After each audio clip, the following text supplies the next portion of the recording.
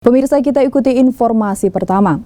Terkait pernyataan hasil pemeriksaan pasien diduga terpapar COVID-19 atau coronavirus, berikut penjelasan Dinas Kesehatan Provinsi Sulawesi Utara.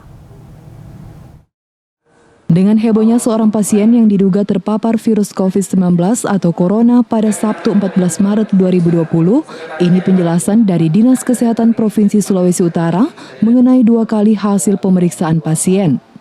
Bahwa kasus yang diumumkan positif oleh pemerintah pada tanggal 14 Maret 2020 bahwa di Sulawesi Utara atau tepatnya di Manado sudah ada kasus yang positif itu benar adanya.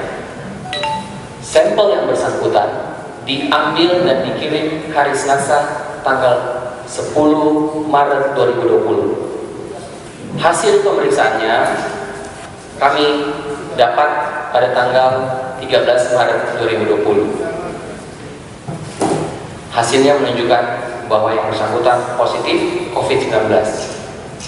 Tetapi dalam perawatan, sampel kedua juga diambil dan dikirim pada hari Rabu, tanggal 11 Maret 2020. Hasil pemeriksaannya kami dapati pada hari Sabtu, tanggal 14 Maret 2020.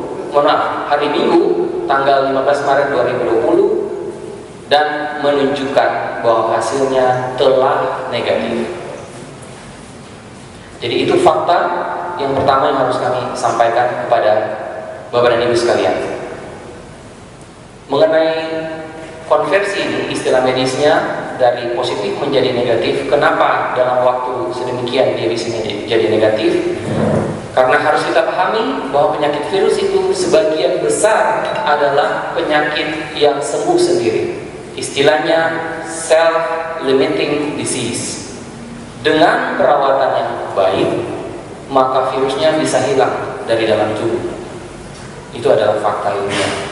Dan harus kita ketahui bersama bahwa memang 80% sakit COVID-19 ini gejalanya ringan. Yang membuat yang bersangkutan harus dirawat adalah penyakit penyertanya.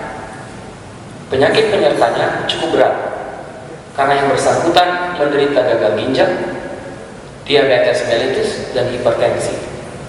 Justru penyakit penyerta inilah yang lagi berusaha ditanggulangi oleh tenaga medis yang ada di RSUP. Hasil laboratorium kedua telah menunjukkan bahwa tidak ada lagi virus.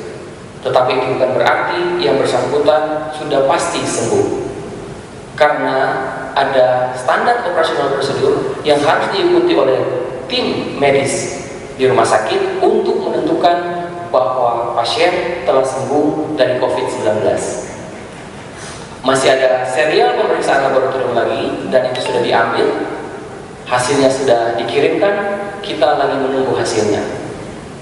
Kalau hasilnya sudah ada, nanti kita akan umumkan juga, dan apakah dia sudah sembuh dari COVID dan bisa dikeluarkan itu akan ditentukan oleh dokter penanggung jawab pasien yang ada di rumah sakit.